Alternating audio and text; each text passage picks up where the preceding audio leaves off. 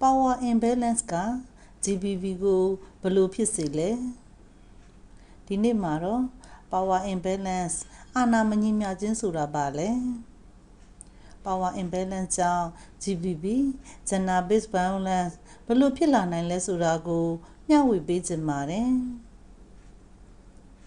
power imbalance ဆိုတာကလူတစ်ယောက်နဲ့လူတစ်ယောက်ကြားမှာအသက်အရွယ်ငွေကြေး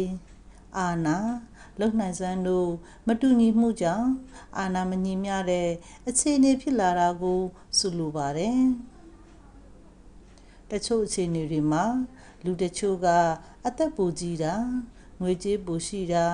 အာဏာပိုရှိတာတွေကိုအသုံးချပြီးအမျိုးသမီးမိန်းကလေးတွေကိုသို့မဟုတ်အားနည်းတဲ့သူတွေကိုအမိတ်ပေးခြင်းကြောက်အောင်လုပ်ခြင်းမလုပ်ချင်တဲ့အရာတွေကိုအတင်းလုပ်ခိုင်းခြင်းစတာတွေကိုပြုလုပ်တတ်ကြပါတယ်ဒီလိုအတင်းအကျပ်ဖိအားပေးခြင်းတွေဟာကျောင်းမအခြေပြုကြမ်းဖက်မှု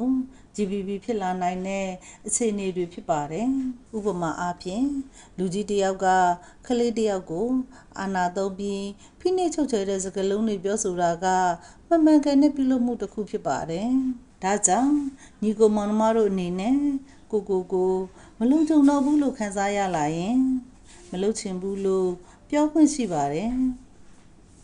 ယုံကြည်ရတဲ့လူကြီးတစ်ယောက်ကိုပြောပါမိဘများဆရာဆရာမများကိုအသိပေးပါငြိမ်ခံနေရမယ့်အရာမဟုတ်ပါဘူးနော်ကိုတန်ဖိုးထားပြီးကိုကာကွယ်တတ်ကြပါစို့မိတ်ဆွေတို့အနေနဲ့ရောပတ်ဝန်းကျင်မှာကြောက်လို့ပြန်မပြောရဲပဲအချက်ဖက်ခံနေရတာတွေကိုတွေ့ဘူးကြလားရှင်မိတ်ဆွေတို့အမြင်ကို comment မှာရေးပေးခဲ့ကြပါနော်